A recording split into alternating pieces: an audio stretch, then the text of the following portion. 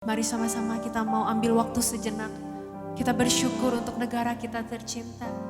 Bersyukur untuk kehadiran negeri yang sungguh luar biasa.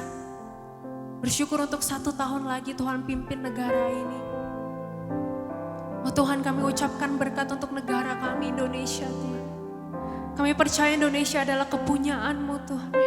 Kami percaya suatu saat Tuhan, negara ini Tuhan akan penuh dengan kemuliaan-Mu ya Bapa. Kami percaya Tuhan Indonesia adalah biji mata-Mu Tuhan. Kami mau memberkati setiap orang Tuhan yang andil Tuhan dalam pengerjaan, dalam development dari negara ini ya Tuhan. Kau sentuh hati mereka Tuhan. Biar mereka bisa bekerja Tuhan sesuai dengan firman-Mu Tuhan, dengan takut akan Engkau Tuhan. Kami berdoa Tuhan, kami ucapkan, kami lepaskan berkat Tuhan untuk negara kami tercinta Tuhan. Kau sayang, Kau cinta Indonesia Tuhan. Jadilah kehendak-Mu Tuhan di negeri kami ya Bapa. Dalam nama Tuhan Yesus kami berdoa dan kami satukan hati kami untuk negara kami. Amin. Silakan duduk saudara dalam hadirat Tuhan. Mari sama-sama kita persiapkan hati kita. Kita mau sembah Raja di atas segala Raja. Tuhan, Kau hadir di tempat ini ya Bapa. Kami rindu rasakan Engkau Tuhan. Mata kami tertuju padamu, kekuatanku hanya di dalam-Mu, erat dalam dekat-Mu, terlebih di saat ku tak mengerti.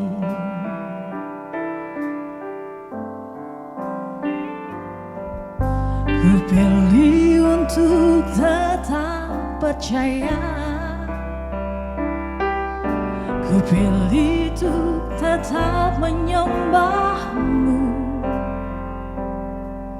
Kau pernah menolongku, Kau punya 1000 cara untuk angkatku.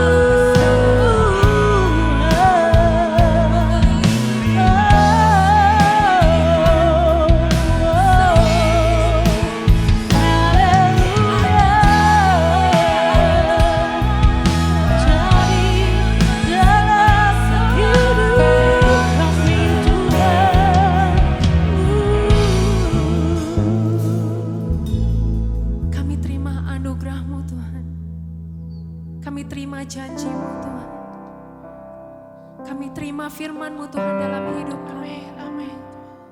Mari Bapak Ibu Saudara sama-sama kita mau bangkit berdiri. Lebih lagi kita mau nyanyikan pujian kita, sembah kita, iman kita. Amin. Katakan segala perkara. Segala perkara dapat ku tangguh di dalam Dia yang memberi kekuatan. Tuhan Yesus penolong dan sahabat. Tetap percaya Tuhan setia. Segala perkara dapat ku tangguh di dalam Yesus yang luar biasa. Dia yang memberi kekuatan. Tuhan Yesus penolong dan sahabat.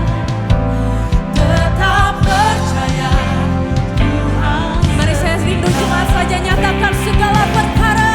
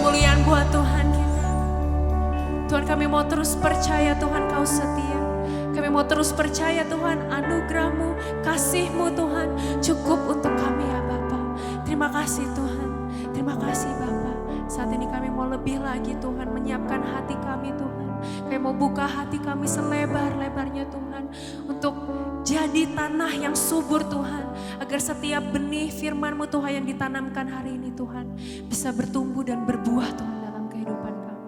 Kau urapi hamba Tuhan yang akan menyampaikan firman-Mu di tempat ini. Biar apapun yang dibicarakan, apapun yang disampaikan hanya berasal daripada-Mu ya Tuhan. Hanya di dalam nama Tuhan Yesus kami berdoa dan teruslah Kau beracara di tempat ini ya Bapa. Amin.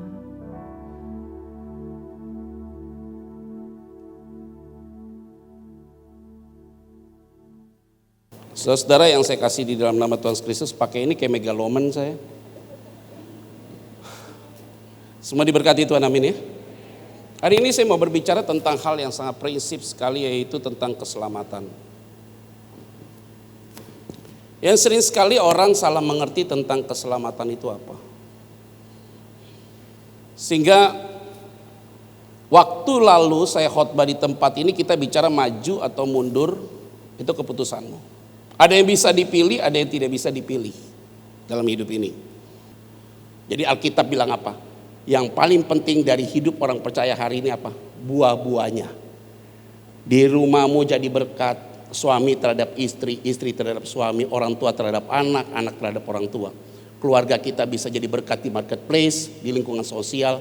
Itu menandakan saudara adalah orang-orang yang diselamatkan Tuhan.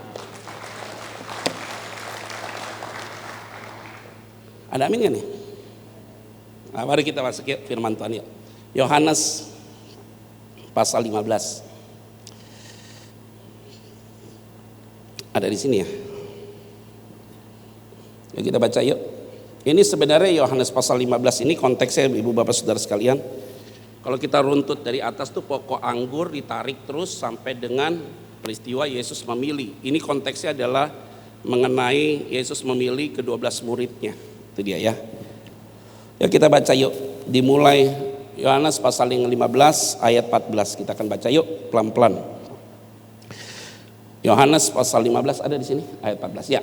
Oke, 1 2 3 ya. Kamu adalah jikalau apa yang ku perintahkan kepadamu. Ayat 15, 1 2 3 ayat 15. 1 2 3 ya. Aku tidak menyebut kamu sebab hamba tidak tahu apa yang diperbuat oleh tuannya. Tetapi aku menyebut kamu karena kepada kamu segala sesuatu yang telah apa? Ayat 16, 1 2 3 ya. Ayat 16, 1 2 3 ya. Bukan kamu yang memilih aku, tetapi dan aku supaya kamu dan buahmu itu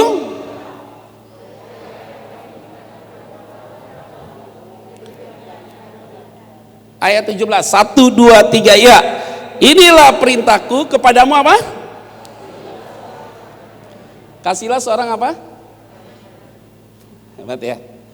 Yuk kita tarik di ayat yang ke-16, poinnya di situ. Yuk, 1 16, 1 2 3 ya.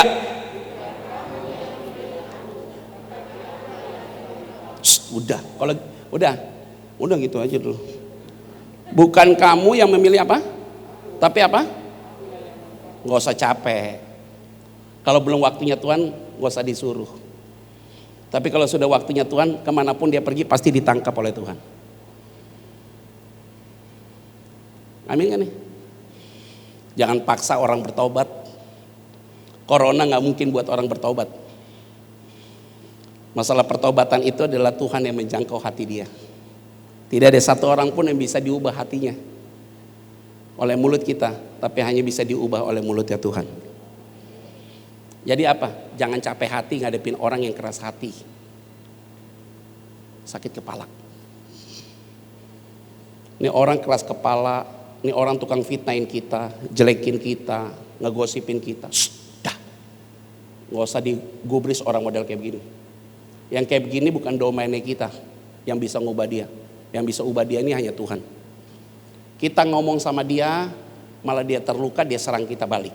Kita ngomong sama dia, belum ngomong, dia sudah punya benteng, dia mau hajar kita balik. Lebih baik bagaimana? Ngomong sama Tuhan, sebut nama dia. Nanti Tuhan yang urus dia. Kita urus dia, pasti dia hajar kita. Kalau kita bilang sama Tuhan, sebut nama dia, biar Tuhan yang urus. Ada cara Tuhan yang urus dia. Maka semua yang ada di tempat ini, jangan membuat dirimu seperti Tuhan. Karena tidak ada satupun yang punya kemampuan untuk mengubah hati orang. Yang mengubah hati orang hanya Tuhan. Amin gak nih? Ayo cek yuk diri kita yuk. Mulai ya nanti di rumah ambil kertas tulis. Tulisnya apa? Ini supaya kita menghadapi hari-hari ini tidak gentar. Apa tulisnya? Berikan kesaksian, ditulis di kertas. Pengalaman pribadimu dengan Tuhan pertama kali kamu jatuh cinta dengan Tuhan. Tulis. Kalau sampai ada orang yang gak bisa tulis pengalaman pribadinya dengan Tuhan, itu berarti engkau belum diselamatkan Tuhan. Gampang cek ya. Tapi saya lihat wajah-wajahnya sudah semua diselamatkan. Ini kalau mati semua masuk surga. Apa yang yakin masuk surga? Surga bukan punya saya loh. Surga bukan punya orang Kristen loh. Surga punyanya Tuhan loh. Tuhan yang berdaulat loh terhadap orang itu. Tulis nih di rumah. Apa kesaksianmu pertama kali dengan Tuhan? Kalau sampai nggak ada tulisan di kertas itu berarti engkau belum diselamatkan Tuhan. Sorry ya ngomong saya agak nggak enak nih. Tapi kalau saudara tulis dan saudara masih ingat pertama kali engkau dilawat oleh Tuhan, engkau orang diselamatkan Tuhan. Saudara tanya sama saya, Pak, Kapan Bapak diselamatkan? Tahun 97 bulan April saya dilawat Tuhan. Karena mau gila nggak jadi gila, mau mati nggak jadi mati. Tahun 97 bulan April saya ditemukan sama orang di White Hasim dalam keadaan mabok, pakai narkoba, muntah, darah semua, diambil oleh supir taksi, dibawa pulang ke rumah mama papa karena dilihat dari KTP, ditaruh di depan rumah, darah, muntah di badan saya. Mama mau berangkat kantor, lihat, wah anak gue mati nih. Dibawa ke rumah sakit, dokter bilang kalau nggak mati gila.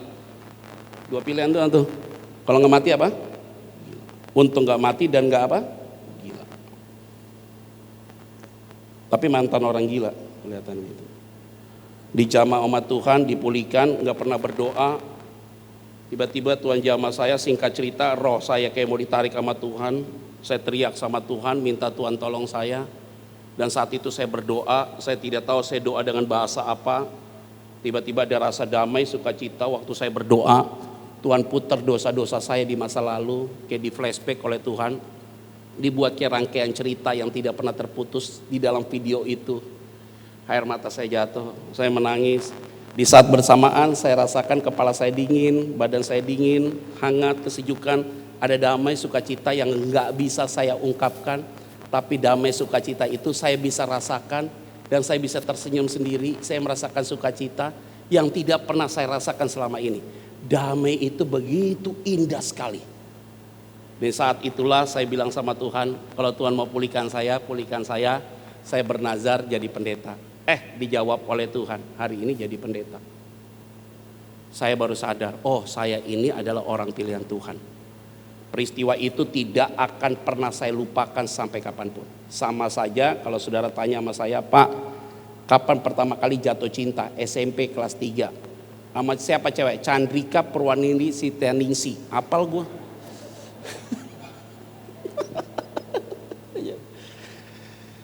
Pengalamanmu dengan Tuhan pertama kali tidak akan bisa dilupakan. Pertama kali kamu jatuh cinta dengan seorang wanita atau seorang laki-laki yang beda jenis kelamin dengan kamu, tidak akan pernah engkau bisa lupakan. Jadi peristiwa itu yang disebut adalah pertama kali engkau perjumpaan dengan Tuhan.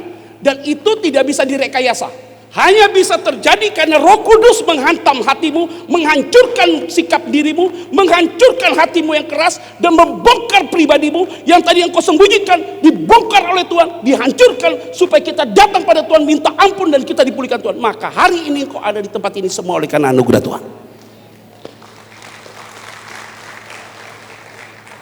Yang bisa lakukan itu hanya Tuhan, bukan kita. Ada amin kan? Kalau saudara sudah rasakan itu, maka saudara menjadi orang yang sudah dipilih Tuhan. Pak, apakah keselamatan menurut Pak Petra itu bisa hilang atau tidak? Bagi saya, teman sederhana, kalau engkau sudah diselamatkan oleh Tuhan, diberikan keselamatan oleh Tuhan, yang kamu tidak bisa minta, tapi Tuhan give buat kamu, itu gratis dari Tuhan. Anugerah Allah gratis buat saudara. Engkau bisa terima. Karena anugerah itu tidak bisa diterima oleh semua orang. Hanya diperuntukkan kepada orang-orang yang ada dalam hatinya Tuhan. Jadi Tuhan di dalam hatinya ada nama saudara, ada nama saya. Sehingga ketika dia memberikan anugerah keselamatan itu, betapa bersyukur ya saudara, karena saudara orang berharga dan orang yang dipilih Tuhan secara khusus. Jadi Pak Pendeta sama Ibu mengembalakan di tempat ini karena Tuhan yang pilih. Saudara-saudara bisa datang ke gereja ini karena Tuhan yang pilih untuk datang ke tempat ini.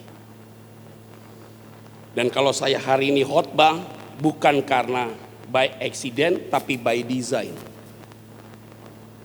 Pak, tapi ada pendeta yang sakit sehingga Pak Petra diundang untuk khotbah. Bagi saya itu adalah by design-nya Allah, sehingga Allah mengizinkan saya berbicara di tempat ini, bicara tentang hatimu yang paling dalam. Dan saya yakin kehadiran saya di tempat ini atas perkenanan Tuhan dan Tuhan dipermuliakan. Ini tarik-tarik lama-lama sampai belakang.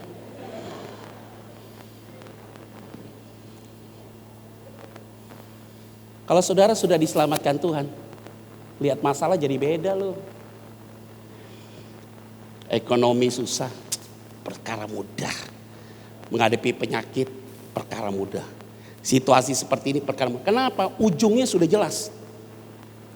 Kalau Tuhan yang memberikan keselamatan kepada saudara, maka ketika engkau menerima keselamatan itu, kamu mau terus berbuat yang terbaik buat Tuhan. Kalaupun engkau jatuh, tidak sampai tergeletak, ada tangan Tuhan yang kuat. Kalaupun engkau mau jatuh, Roh Kudus ingatkan kamu, Petra, you dulu pernah mengalami seperti ini, aku sudah tolong kamu, masa kamu mau mengkhianati aku?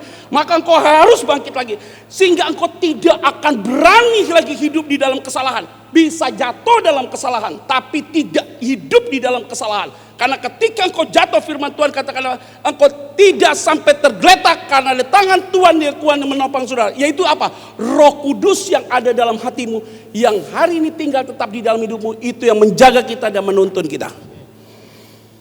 Jadi hari ini engkau datang nih saudara, bukan karena langkahmu mau datang, tapi Roh Kudus yang membawa kamu datang ke tempat ini, sehingga engkau menikmati kebaikan Tuhan. Yang setuju katakan.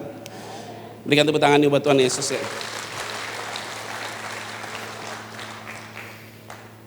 Ada amin? Beda. Dari awal saya khotbah saya lihat tatapan matanya tajam semua loh, Jason. Walaupun belum tentu ngerti apa enggak, gue nggak tahu.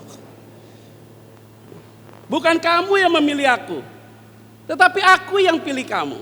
Baru dirubah kalimatnya. Ayat 15 yuk. Sebelum saya selesaikan di ayat 16. Ayat 15 kita tarik. 1, 2, 3 ya. Aku sebab tetapi karena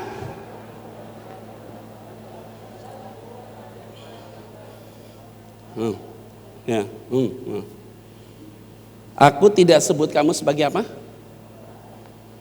Hamba, tapi sebagai apa? Di sisi yang lain Tuhan sebut kita sebagai hamba. Tergantung konteksnya. Ini karena konteksnya pemilihan Allah Yesus kepada murid-murid yang 12 orang itu. Kalau kita tarik di atas, pokok anggur yang benar, ranting yang berbuah dibersihkan, dikurangi daunnya, ranting yang tidak berbuah dipotong. Nah yang dipotong itu Yudas. Potong selesai, ini konteks Alkitab ya. Tarik ke bawah, ke bawah, ke bawah, muncullah kalimat ini. Waktu kalimat ini, aku gak sebut kamu lagi sebagai hamba loh, tapi sebagai apa? Pak, Bu, kalau orang sudah dipilih Tuhan, tidak disebut lagi sebagai hamba, tapi sebagai apa? Pak Jason, Pak Albert, hambanya, misalnya, mereka sahabat saya. Kalau mereka sahabat saya, tiap hari pasti kita chatting sama-sama. Apa kabar bro? Sehatnya? Udah makan belum? Kalau belum gue kirimin. Sakit ya? Iya. Ke dokter deh, ini ada teman gue yang baik, dokter bisa urus lu ya. Sahabat. Sahabat selalu ada komunikasi yang bagus ya. Kalau Tuhan mengundang kita bukan sebagai hamba, tapi sebagai sahabat, komunikasi kita dengan Tuhan seharusnya bagus ya. Tapi kalau kita nggak pernah berbicara sama Tuhan, nggak pernah berdoa sama Tuhan, itu berarti ada masalah kamu dengan sahabatmu.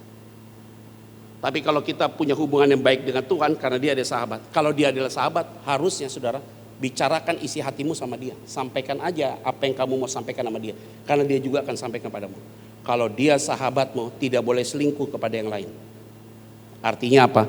Sekali percaya Tuhan, harus percaya Tuhan. Tidak boleh percaya kepada yang lain. Karena Tuhan tidak mau diduakan. Maka semua yang hadir di tempat ini, saya mau ingatkan bagi kita. Jangan percaya kepada hal-hal lain kecuali kepada Tuhan. Nggak boleh mimpi-mimpi buruk ya Pak. Habis bangun tidur, gue kenapa ya mimpi gigi gue ompong ya. Orang bilang nih tangan gue gatal mau dapat duit. Periksa lu asam urat tinggi.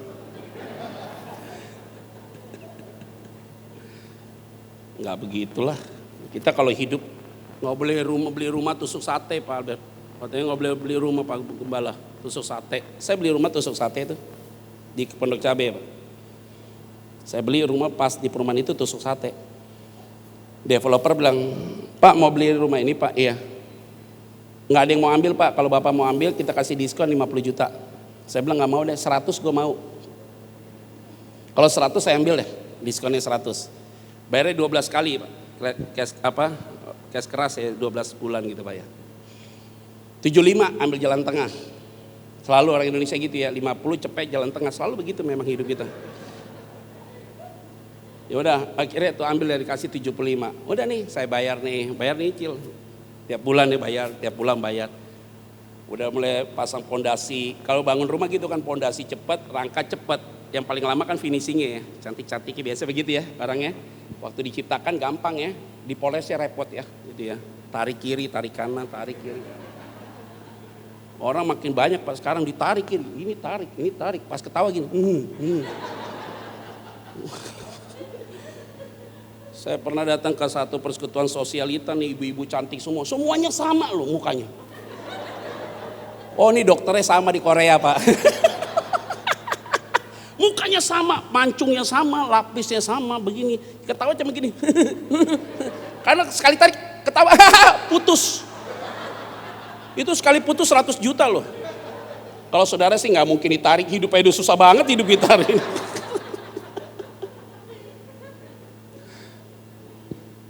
Tadi sampai di mana cerita saya itu? Kayak saya bilang kalau dalam posisi ini ya, saya ambil tuh rumah tuh, udah selesai. Pembayaran ke 1 bulan, 2 bulan, 3 bulan, 6 bulan kelihatan tuh rumah ada kerangkanya, seneng banget saya. Oke. Tiba-tiba bulan ke-7 ditelepon. Pak, ada orang nih Pak, minta nomor telepon Bapak. Oh iya, telepon. Bapak yang punya rumah yang tusuk sate itu Pak? Iya. Saya datang ke situ Pak, developer bilang hanya rumah itu aja Pak, yang baru diambil sama Bapak. Iya. Bapak ambil sekian, dapat diskon 75 juta kan. Wah ini orang kepo nih. Bapak tahu dari mana? Saya tahu dari developer Pak. Bapak dapat diskon kan 75%? Iya. Mau nggak Pak dijual lagi Pak? Saya lebih ini Pak 150, ambil. Saya bilang aja begitu langsung cepat. Saya nggak perlu tanya istri lagi loh. 6 bulan pembangunan dikasih 150 sampai nggak mau ya. Hari begini. Saya lebihkan Pak 150, ambil langsung. Saya nggak perlu tanya istri saya bawa istri saya, ngapain tanda tangan? Lu jual Pak, udah berkat melimpah. Lu tinggal tanda tangan aja, susah amat sih lu. Nggak ada lu kutuk-kutukan kayak gitu. Kalau saudara percaya sesuatu itu, kamu percaya itu jadi. Kita nggak percaya tusuk sate. Saya bilang sama Yola, istri saya, kita cari rumah lain Mak. Kenapa? Yang tusuk satenya banyak. Saya kasih tahu ya. Orang bilang jangan Pak punya ini. Kalau kamu percaya sesuatu yang tidak diajarkan oleh firman, kamu percaya itu akan jadi. Kalau saya bilang gini, Pak Bu jangan lewat tangga sana ya. Jangan ke toilet sebelah kiri loh, hati-hati tuh ada setan. Lihat kita, iya bener nih Bapak nih. Kalau saya bilang ada setan kenapa percaya ya? Coba di situ ada Tuhan, ya saja. Manusia tuh begitu tuh. Maka hari ini ingat ya, kalau Tuhan adalah sahabat kita, ingat tidak boleh satu orang pun di tempat ini yang percaya kepada siapapun sekalipun bentuk apapun. Harus percaya kepada Tuhan. Dah. Oh tepuk tangan. Oh gitu ya, tepuk tangannya.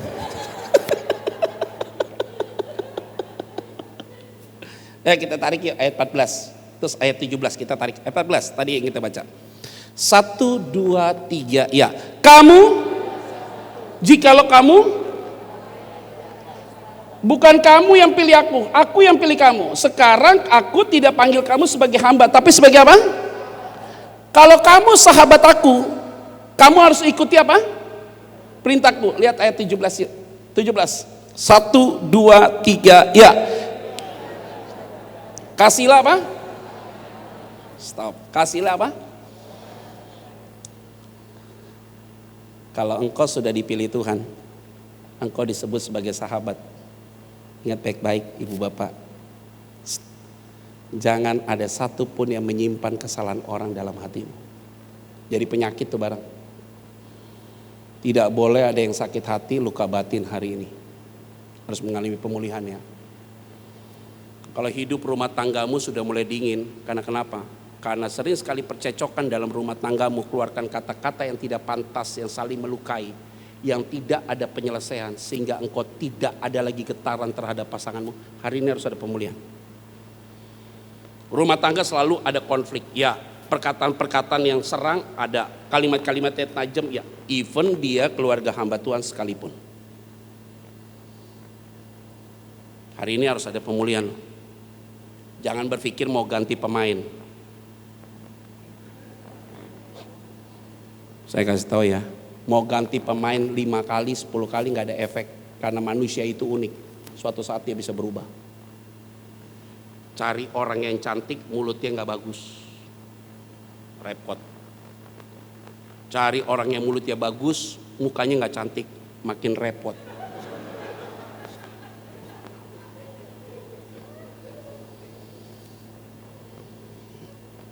Istri saya lagi diet, Pak. Senam dia. Udah turun dia 5 kilo. Oh, target gue tercapai, Pak. Kelihatan langsing dia. Bagian apa? Gue cantik ya, Pak? Oh, cantik lo mah. Langsing gak gue? Langsing. Lu bangga gak? Lebih bangga kalau mulut lu bisa dijaga dengan baik.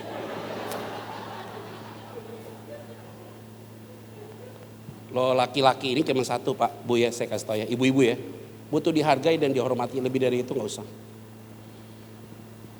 Perkataan itu penting. Wanita itu kan butuh dipuji kan. Maka lihat ya ibu-ibu, biar nikah udah 15 tahun, 10 tahun. Kamu masih sayang gak sama aku? Apa sih lu? Masuk ke toilet, lu sayang gak? Sayang, lu puas gak? Sayang, lu sayang.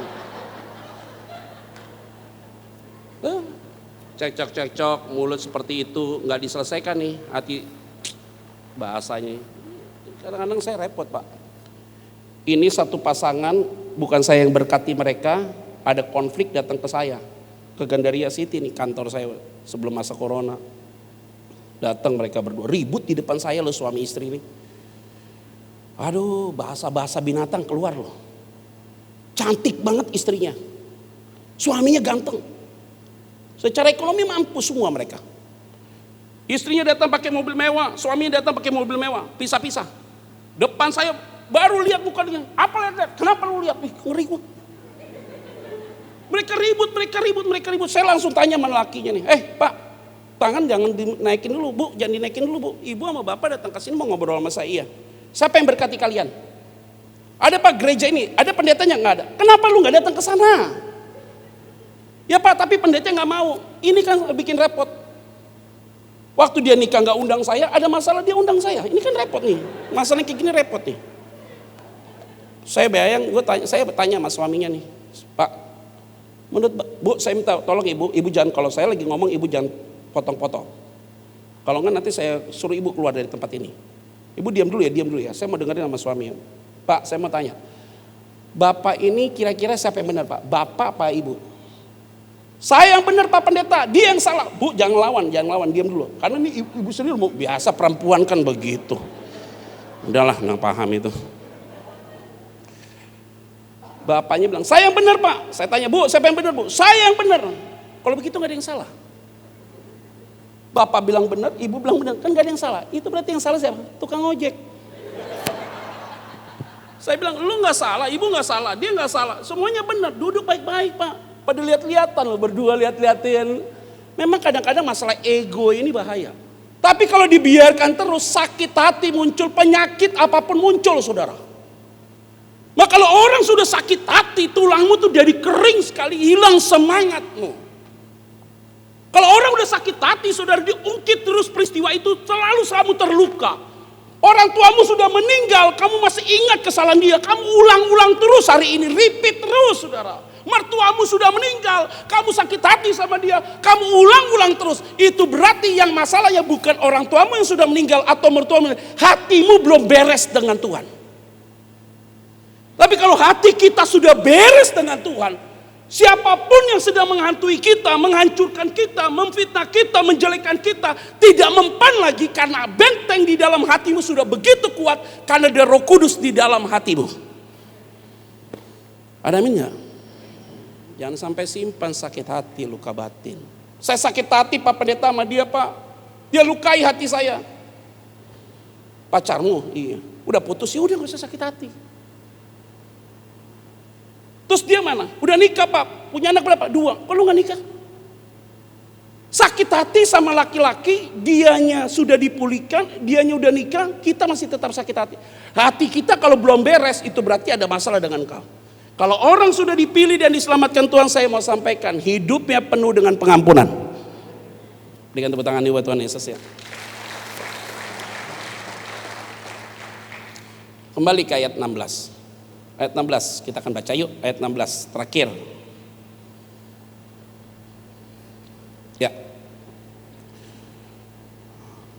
1, 2, 3 ya. Tetapi dan aku supaya dan menghasilkan apa? Dan buahmu itu apa? Supaya apa yang kamu minta kepada Bapa diberikannya apa? Bukan kamu yang memilih aku, tapi aku yang pilih kamu. Dan aku yang menetapkan kamu. Supaya kamu pergi menghasilkan apa? Dan buahmu itu apa? Orang-orang yang sudah dipilih dan diselamatkan Tuhan. Pulang dari tempat ini, hidupmu akan jadi berkat bagi banyak orang.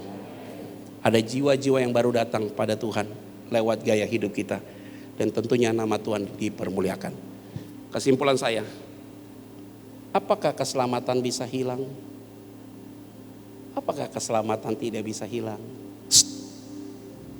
Itu sudah otoritasnya Tuhan. Jangan ambil keputusan karena Tuhan yang memberikan, Tuhan yang punya hak untuk mengambil. Pak, menurut Pak Petra ini sudah diselamatkan Pak? Iya. Tuhan selamatkan Bapak. Saya yakin sampai selamanya Tuhan tetap selamatkan saya. Buktinya apa Pak? Saya tidak akan mau hidup dalam dosa lagi. Bisa jatuh sih, tapi minta ampun sama Tuhan. Saya tidak mau menyimpan kesalahan orang lain. Tidak boleh ada sakit hati, luka batin. Karena kenapa? Orang yang bukti sudah diselamatkan Tuhan, dia tidak menyimpan kesalahan orang lain. Dia mau berjalan, hidupnya harus jadi berkat bagi banyak orang. Maka bukti orang yang sudah diselamatkan, hidupnya dimanapun selalu jadi berkat bagi banyak orang. Dan saya yakin dan percaya bahwa saudara-saudara semua yang ada di tempat ini adalah orang-orang yang telah diselamatkan oleh Tuhan. Jadi hari-hari ini gak usah pusing dengan apa yang terjadi, coronavirus. Kita bisa terjadi krisis, kita bisa masuk dalam resesi ekonomi kita. Hari ini kita minus 5% pertumbuhan ekonomi kita. Kalau nanti kuartal ketiga tetap minus, maka kita masuk resesi. Tapi bagi negara berkembang tidak dikenal resesi ekonomi. Karena resesi ekonomi itu artinya 2 kuartal berturut-turut minus pertumbuhan ekonomi. Kenapa minus? Karena saudara punya uang gak mau belanja. Karena uang gak berputar di tengah-tengah masyarakat. Sekarang pemerintah buat aturan main. Orang yang gaji 5 juta, nanti dikasih duit dari pemerintah 600. Itu duitnya untuk dibelanjakan. Gaji gue berapa ya? 5 juta. Jadi kita harus belanjakan. Nah, sekarang mulai ada pergerakan ekonomi. PSBB direnggangkan. Sudah mulai shopping, segala macam UMKM, orang belanja. Supaya ekonomi bergerak. Kok saya punya keyakinan ya. Kalau pemimpin yang takut Tuhan, rakyatnya pasti ada kesejahteraan. Pulang dari tempat ini sudah punya keyakinan teguh, dan saya yakin dan percaya rumah tanggamu diberkati, hatimu dipulihkan oleh Tuhan, pribadimu dipulihkan oleh Tuhan. Gak usah pikir masalah apa yang kamu makan, apa yang kamu pakai, karena Bapamu di surga tahu apa yang kau butuhkan. Tepat pada waktunya ada pemberian Tuhan datang buat saudara. Selamat hari Minggu, Tuhan Yesus memberkati kita semua. Shalom. Dalam kasih-Mu kami merasa tenang. Ada penghiburan dan kekuatan. Hanya padamu Tuhan kami selalu bersandar. Hingga saatnya Dia pulihkan semua. Saatnya kita bersama, satukan hati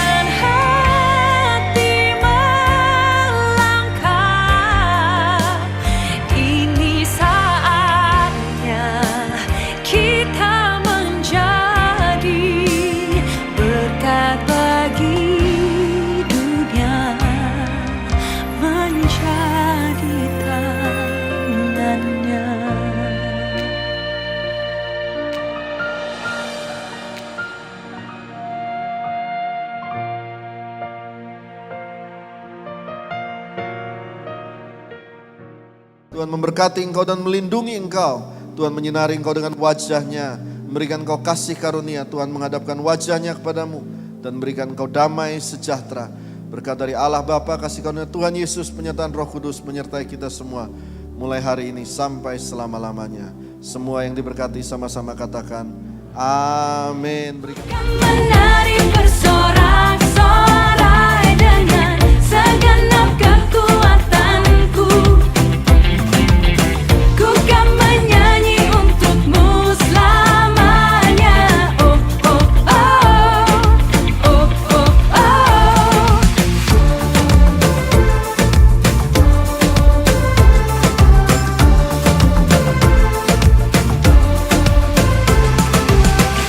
God is fighting for us, and who can be against us?